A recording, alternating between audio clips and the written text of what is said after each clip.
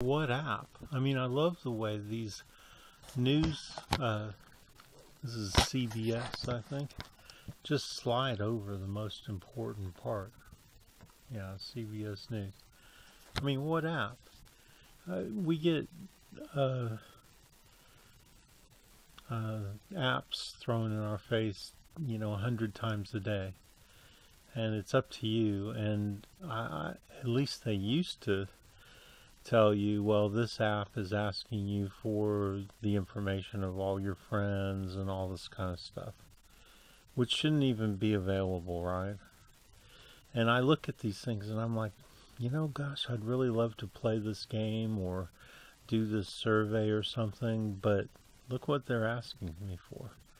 They're asking me for all my friends' information or something like that, or at least my list of my friends.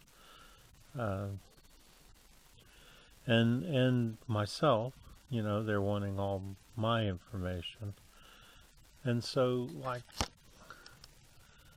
I mean, unless it's like a game that I really want to play, like I wanted to play Storm Quest or whatever it was. Gosh, why is this so bright?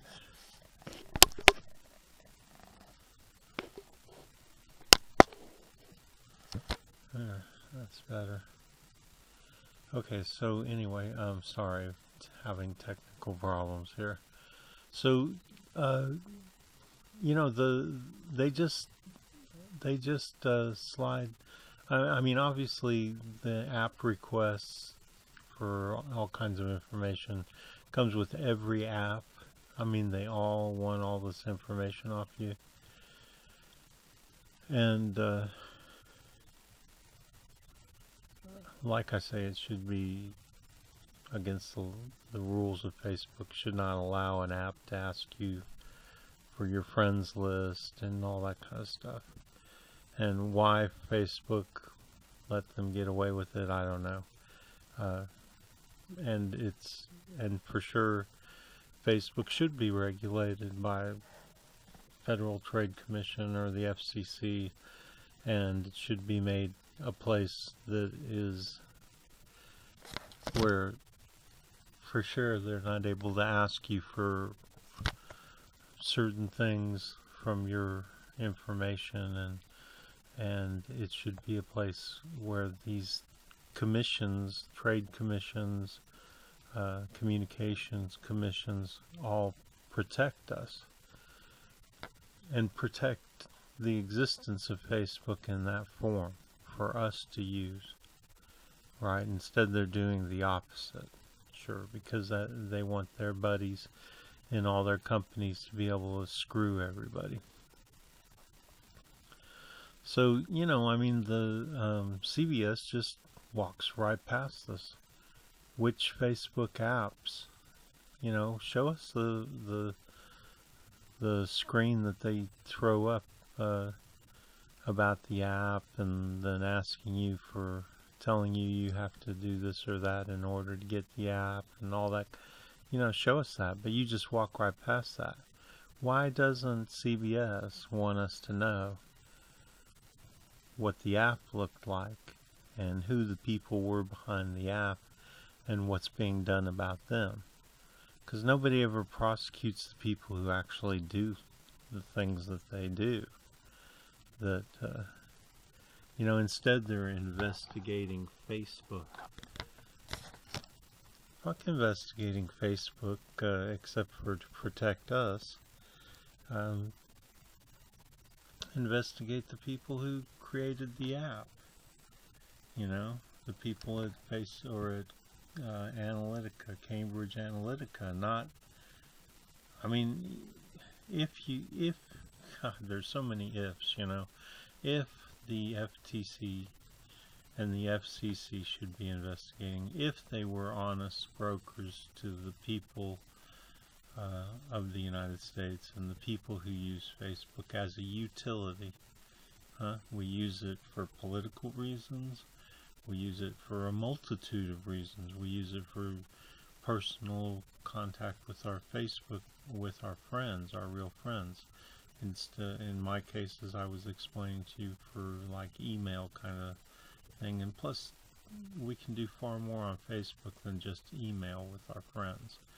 We can trade files, we can show videos, we can tell them what we're interested in, and that's where politics comes in, because all of our Facebook friends, we can tell them what we think about politics, right?